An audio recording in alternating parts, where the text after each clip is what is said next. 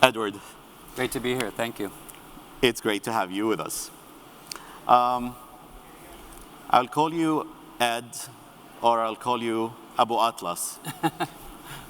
Well, in our culture, they call me Abu Sara because we take pride in being named after our eldest son or daughter. So him and I agreed that I call him Abu Atlas as well. He'll like that. Yeah. I hope he's watching. Yesterday we had over 1 million online viewers, and I think the number is exceeding today. Not I think, I know actually. We've hit 7 million views online. So I'm so excited to be sitting with you, and I am more excited after you and I had the preparatory session yesterday. It's nothing less than admirable on what you've done and what you're doing and what you've committed yourself to. Many people know you as an actor, as a star.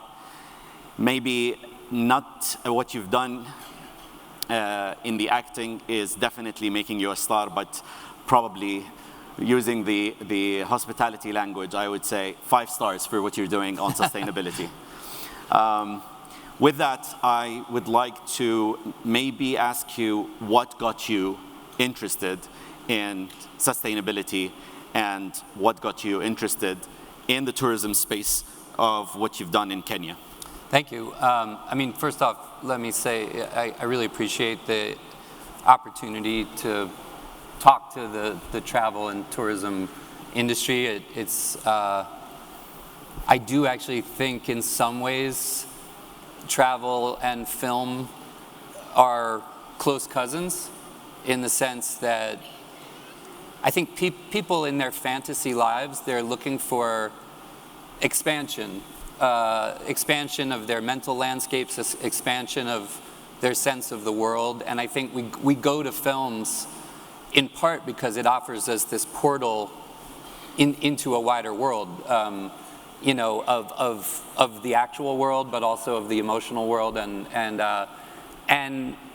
if film is really working, it creates an empathy experience, right? If you're really getting into a film, you're feeling a sense of transparency. You're seeing yourself and your own experience somehow in the film, or you're projecting yourself into the experience of the other people when it's best. And I think that's what we want out of travel too, right? We don't want to be tourists. That's the really interesting thing, is we talk about tourism, but lots of people emotionally, they don't want to be a tourist. What they're actually seeking is an experience of another place that makes them feel like they've been somewhere wider, right?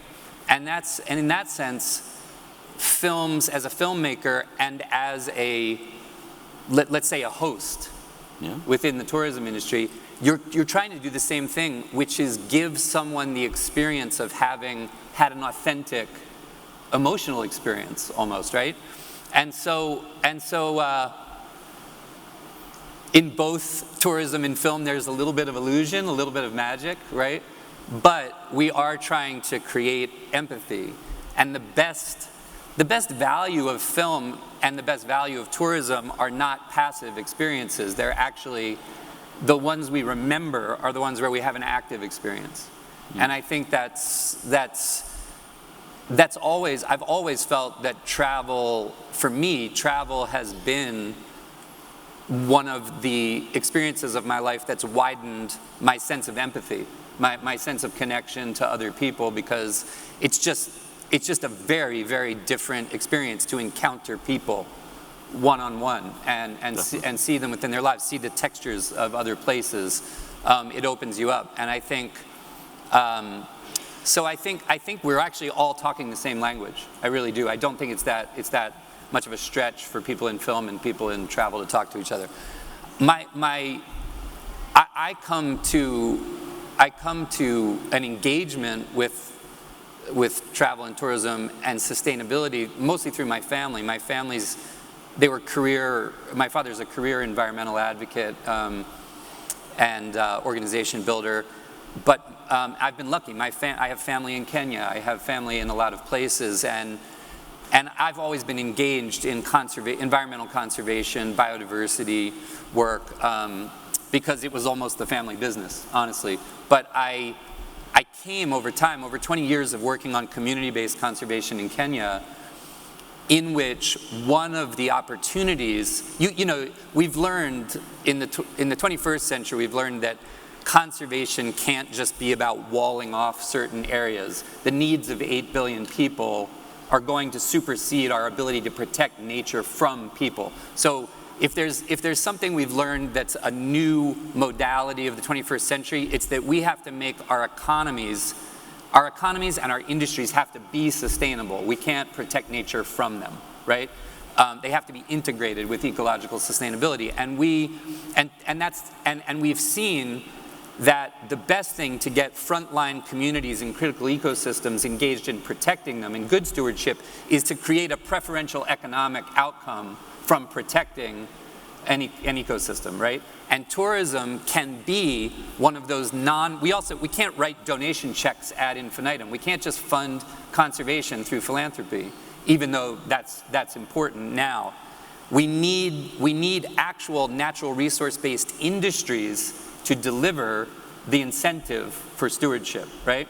And tourism, there are many of the best last places of the world that people want to go and see and experience, and those tourism industries need to provide that preferential economic opportunity. And I've seen that in Kenya. You have the wildlife tourism, ecotourism, right? And so I've really looked at what are people saying about what the benefits of tourism are for communities and environment, and what's the actuality. And sometimes, you know, if I can be a little provocative, for all the good things that tourism can do and does do, we also have to confront that the tourism industry can be an extractive industry every bit as much as mining. If it's not properly held to account, there can be incredibly negative downstream effects to both communities and environment if the tourism industry isn't held to account. And the thing is, the baseline of what we call sustainable operations within tourism can and should be elevated substantially from what is too superficial a set of commitments right now, and it can be done without hurting the bottom line. That's the thing. The incremental cost to the industry of raising its operational standards really substantially is totally insignificant. And it can and should be done because the industry's got to protect the resources of community and environment that are key to its survival. Whoa, a lot to build on. But I think what you said, first, people want to imagine and experience immersion. This is the new luxury, probably. So for us, a new destination, we are planning to launch a program called Live Like a Local, hopefully to address and fulfill those passionate travelers. You also talked about the comparatives between those two industries, film and destinations. I'm going to talk a little bit about that. Mm-hmm. And you also talked about eco-friendly destinations and eco-lodges. How much, I want to pause here a bit and build on your call that might be controversial. But really, how much of those are real from what you've seen, and how much of this is greenwashing? There's a lot of greenwashing in the industry. It just has to be said. There's a lot of people, there's a lot of operators claiming community economic benefit, community employment. And I've thought about it a lot. And then you look under the hood, which I have done a lot over the last 20 years. And I've come to believe that there are kind of, I used to think it was 3. Now I think there are 4 pillars of that every tourism business, whether it's, as you call an SME, like whether it's a boutique luxury safari lodge in Kenya with 20 beds, or it's a large-scale, hotel chain, right? And I think the things that need to be confronted more specifically are these, if I'd suggest them. Where does your energy come from?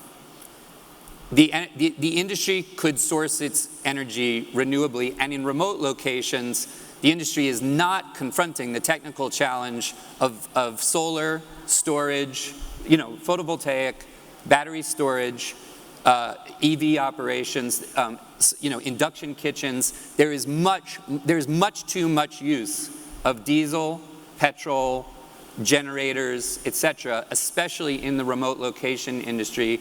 We need to electrify the industry in a much more committed way. The second one is water, and I think this is a big one.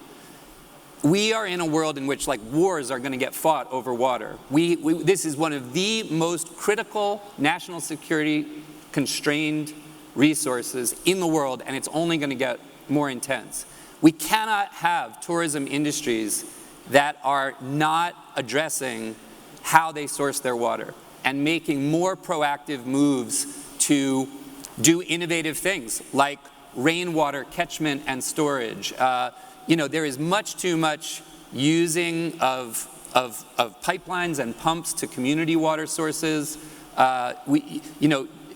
And there's non-sustainable versions of luxury. If you are in a dry desert savanna boutique 5-star safari lodge and you have an ensuite plunge pool, that is a non-sustainable definition of luxury. And operators need to communicate more clearly to their guests where they are and what makes sense as a definition of luxury. And if you're going to have it, you better be really transparent about how you collected that water for an ensuite plunge pool from a rainwater catchment, etc. Because you can't call yourself an ecotourism lodge and take your water, truck your water in through a diesel tanker truck from a community source. And that goes on all the time. So how do we source our water needs to be more confronted.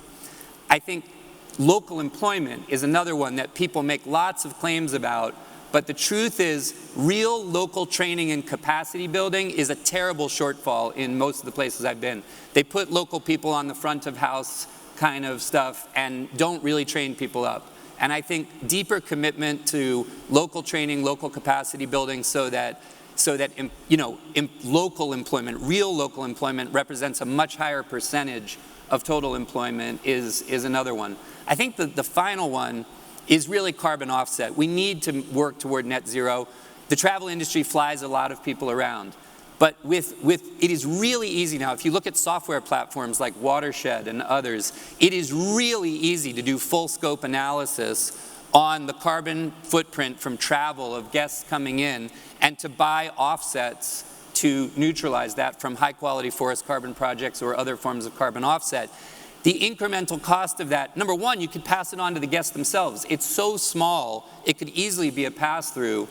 But frankly, the industry could bear that cost without even noticing it, and it would be a great thing for all dimensions of the travel industry to do full scope analysis on the travel represented by their guests and play an active role in doing those offsets. I think those are, to me, the 4 areas that we need to get toothier about what our standards are. Well, that's a lot to take. 3 things probably I'd like to say. Yeah. Number 1, we announced the Sustainability Tourism Global Center. I don't know where Gloria is, but I see Paul Polman. It's great to have you with us. I really think that you should be engaged because many people think there are many theorists. You're not. You're a practitioner. You've done it, and you have some answers, practical answers on how to do it. Point number 2, I really want to side with the hospitality sector and side with my investors because those are my customers. And I think, talking to someone like Tony Anthony from Marriott, he's telling me, new hotels, look at the Diplomatic Quarter Marriott next door. It's, on your first point, the source of energy is 100% solar. You go to the rooftop, it's all solar. But they also he talked about the single use of plastic, he talked about food wastage. And he said food wastage is sits at the top priority for hospitality, and it's very rightfully pointed out. And then he said, on scope 3 engagements, when it comes to energy sources, you have to talk to municipalities to address the power grid, because there is a limit to how much investors can do and operators and hospitality can do. So on that, maybe this brings me to point 3. While we are building giga projects, listening to you stresses that these are giga responsibilities. And as we open next quarter the Red Sea project, which we call a testament, an embodiment of regenerative tourism, the true test will be on those 4 and the waste as well. And last week during COP in Sharm el-Sheikh, one of the speakers pointed out that the single country that has measured the baseline of sustainability carbon emission, greenhouse carbon emission, is Saudi. And the reason we did it, again, it's not just to brag, it's simply to say, this is our starting point, these are the numbers, and this is what will guide our regulations, our asks of our partners, and our incentives to make that happen. And I probably would like to, before I move, I would really, really hope that you find an engagement role for you in whatever Saudi is doing. Because this is hopefully a test bed, not for Saudi, but for the world. Thank you. And I think there's a really important distinction you made, because the truth is there's many dimensions of the travel industry, and you're absolutely right that within the, let's call it the larger scale hotel industry, waste absolutely needs to be a pillar. I couldn't agree with that more. And there's so many exciting things going on in terms of use of food waste to create usable agricultural byproduct and composting, all kinds of stuff. So there's so much opportunity within waste for closed loop, positive, restorative engagement with waste. And I think that is very, very important. I think too that the truth is energy applies everywhere. How we source our energy does apply everywhere. I think I've been lucky, and I get to travel to some of the more boutique-y places and more not off grid, but some of those challenges are different. But I think it's very good to highlight waste. And I think, to your point, when you look at like your giga projects and things like that, we know that 40% of all carbon emissions come from the built environment, the way we build and the way we operate large-scale development. So there's no getting away from also the need in new construction to incorporate the most cutting-edge standards on energy efficiency. Can you read who's calling? John Pagano. John Pagano, we're missing you on stage, but we'll make sure we pass Edward's comments to you, because he's the one basically leading the Red Sea project. Oh, okay, and good. Our flagship. By the way, he's calling. I didn't ask. I mean, it wasn't a static message. It's not a stage thing. It's just perfect timing, By the way, let's just say right off the bat, I've served as the United Nations ambassador for biodiversity for 15 years, right? If you were to look at an ocean biodiversity, like the Red Sea is, a legendary ocean ecosystem and one of the most famous dive spots in the world, right? Here's an incredible opportunity for coastal travel, tourism development to lean into ecological biodiversity protection and sustainability, because protection of the Red Sea ecosystem is an incredibly important, that would fit into any critical ecosystem portfolio, and the opportunity to specifically design coastal tourism modality to make sure that it doesn't give a superficial protective integration with the Red Sea itself. That's a real greenfield opportunity. Totally. Yeah. I mean, protection is one thing. I think regenerative is just trying to make the place even better than it was. And here comes the initiatives we're trying to do on rewilding. We've announced the rewilding of 21 species, 15 of which are mammals and 7 are birds. 3 of them are extreme endangered species. But it's not just talk. I think the effort there started yielding results. Last August, we saw the birth of the first Arabian leopard twin, and we've announced the hunter cheetah next. So hopefully, that becomes part of what we look at sustainability. While we start with community first, residents first, we end with planet and wildlife. On that, I want to maybe, you told me about the experiment on water and what you have, because many people tell you, can you do it? And you talked to me about the case study that you've had put in place. Could you please shed some light on it? Yeah, sure. It's a good single point example, but let's just take, for example, within the admittedly boutique slice of the industry that is, let's call it ecotourism or wilderness tourism. But look, we know that this is big business because Wilderness Safaris is owned by the private equity firm TPG. Singita is owned by a couple of billionaires. We know that this is big business as well as boutique five-star, right? So there's a lot of what I would call high-end safari-style tourism that asserts all kinds of conservation bona fides that I think are unforgivably superficial, honestly. I think it's one of the areas in which and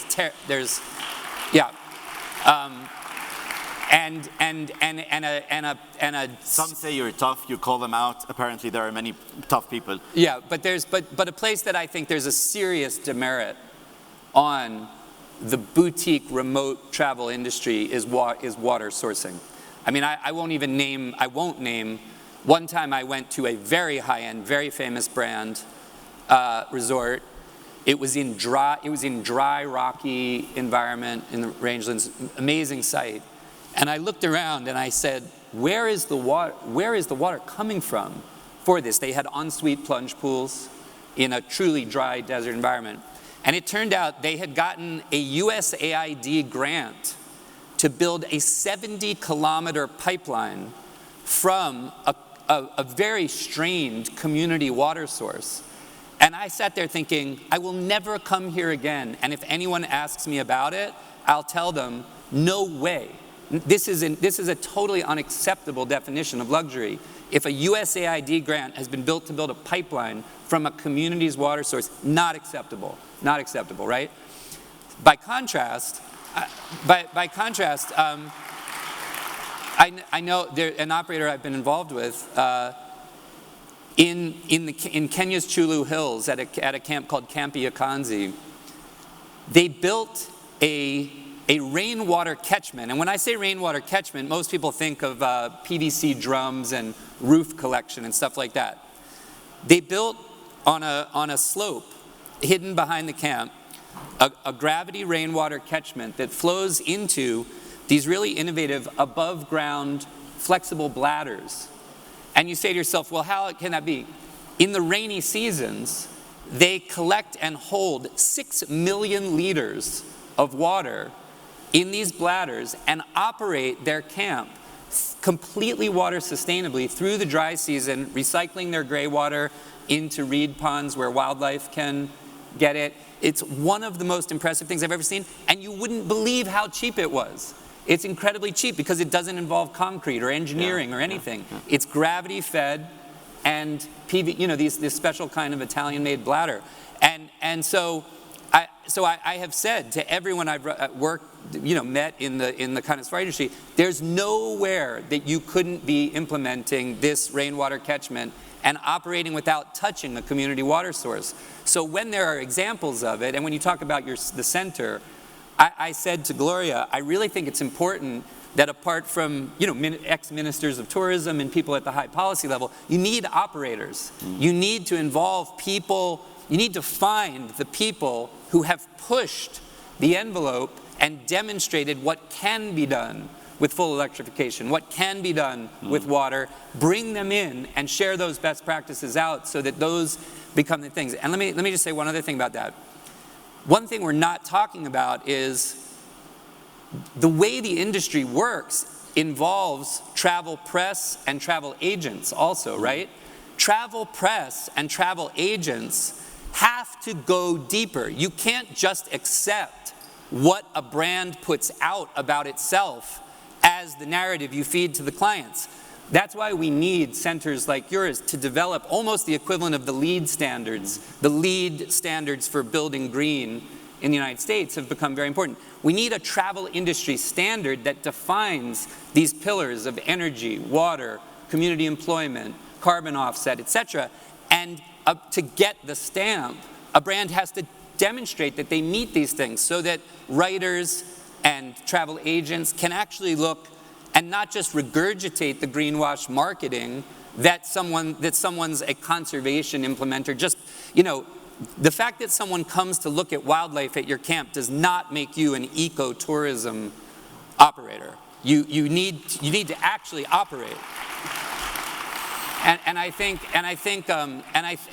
that one thing an ambition I would set maybe for the center is to create that equivalent of the LEED standard, an industry challenged, industry stress tested set of standards that to get that certification, you have to meet real criteria within these standards and have it be part of your audit by Ernst & Young, you know what I mean? We'll take note of that. I'm sure Gloria will. Now you, rightfully so, said, I won't name what I wouldn't go to again. Can you name what you would go to again? An operator that you like their work? Let's give some credit for good. Yes. Well, I'm a big fan because I've known that there's a safari camp in Kenya called Camp Yakanzi. Let's see. There's something I have to be careful how I say. There's going to be an announcement in the spring about a new global luxury brand. You can spill the beans. Well, a good friend of mine who ran Six Senses from its inception up to when Intercontinental Group bought it, and my friends with the Discovery Land Development Corporation they have a big announcement in the spring, and we're working with them to build state-of-the-art sustainable camps in Kenya that will come over the next couple years. So yeah, my favorite places are the ones that we're building. We're building, and we'll be next year. We'll make a presentation about it because I think we're aiming to build five-star. We're aiming to build what I'm talking about here, which is fully electrified, electric vehicle only, water sustainable, and local employment 100% camps, so that we have an example of what we think this could and should be. Okay, I will still take maybe. Yeah. I'll give some credit to BB as well. Yeah. Give us a year. Six Senses, I'll take that. Yeah. They operated. I was very impressed when I would go to like the Six Senses Maldives resort, and you looked at really looked at the back of house. It was quite impressive. They were also, at the time, they were contributing like 0.5% of net equity revenues, which we're going to try to do much better. We're going to try to build a model. And by the way, this is another thing worth mentioning. I think it has to be said that, and this could be part of the role of government as well, I don't know. People talk about community economic benefit, and employment is a real economic benefit. There's no doubt about that, and training and capacity building.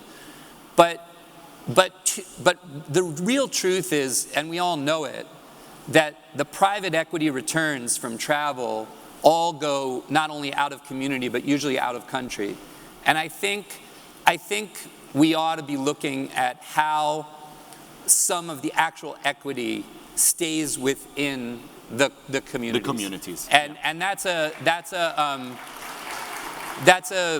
complicated conversation, but one I think is worth. That's what makes it interesting and meaningful. You've done a lot, but I want to go back to what you asked me yesterday. You said, after our discussion, you said, what got you into tourism? And my answer to you was, in short, I genuinely believe that travelers are agents of good, whether they know it or not. You talked about how you become more empathetic. I think travelers always remain positive, looking for positive experiences. And when you pay attention to what's positive, you actually find, no matter how different the culture and the people may be. And you go back with stories that you actually share. And that is cultural bridging. which brings me to the Yale, the center that you established at Yale for Middle East studies, and you call it Middle East Peacemakers. How much of that bridges understanding, and how much of that can Saudi and whoever is interested can participate in tourism for peace? Thank you. No, I appreciate you raising that. I was lucky. I studied history at Yale, and I had a really terrific professor of Middle East studies named Abbas Amanat, and he had a bigger effect on me than he probably knows, because I really loved those courses. And you know, when I'm a New Yorker, and after 9/11, I thought a lot about, like, what do I really want to do? What do I really think is needed? You know, within these global fissures, and I thought we just don't have enough cross-cultural understanding. We don't have, we're not educated, and the more everything we talked about, the themes of empathy is created by personal connection, and I thought whether you come at it from a national security point of view, or a conflict resolution point of view, or a cultural understanding point of view, the bottom line is I felt in 2001, I thought we need many more of the best and brightest. I'll give you an example. When I was at Yale, if you went to the modern European history... Are you saying you're amongst the brightest? No, sorry. I could attest to that. No, if you went to a lecture course in 1990 on modern European history, there'd be 300 people there. Or with my professor on modern Chinese political history, that was a packed lecture, right? My lecture class in Middle East Studies had maybe like 11 people in it, at most. And I remember thinking to myself, we've got to do better than that. We've got to have more people engaged in studying the people and culture of the Middle East. Can I give him a clap for that? So my grandmother, my grandmother devoted her life to funding conflict resolution process, if you can believe it. And so I thought, so what I did is I set up an endowed scholarship fund at Yale at the Macmillan Center for International Studies that is named after my grandmother, but basically it was called the Middle East Peacemakers Fund. And what we do is we give travel study grants to undergraduates to study people and cultures of the Middle East and Asia Minor. And it's amazing. You know, these aren't huge scholars. These are like these are summer travel study things, and the students have to present to us where they're going to go and what they're going to study. And it went from, you know, we used to get 4 applications and we would fund them all. Now we're getting 20 and we're able to fund 5, and we really want to grow that endowment, because we probably have 5 times the number of really high qualified applicants now, including graduate students, which we'd like to include. So I'm on a push to really try to grow the endowment of that fund so that we can meet the growing demand for students who want to study in the Middle East. I promise you, I will push for a chair on tourism for peace and collaborate with your center. And by the way, to your point, yes, this is students and travel study, but it's travel. That's the point. Exactly. What we're trying to say is nothing is better than catching students between when they're 18 and 21 and encouraging them to go and make serious study of any of the countries of the Middle East. The good thing is, without asking them, they naturally do it. Right. Travelers look for what's good. They want to enjoy, and they actually find a lot of good in people, in cultures, in diversity. I have a lot to ask, but I know we have very few. But now, I think John is online because he just sent me a few points he wanted me to say. Now, 100% renewable energy, 24 hours per day. It's not just daytime. Biggest battery storage system in the world. Zero waste to landfill. Planting 200 million trees. 50 million mangroves. Growing coral even though we have healthy corals.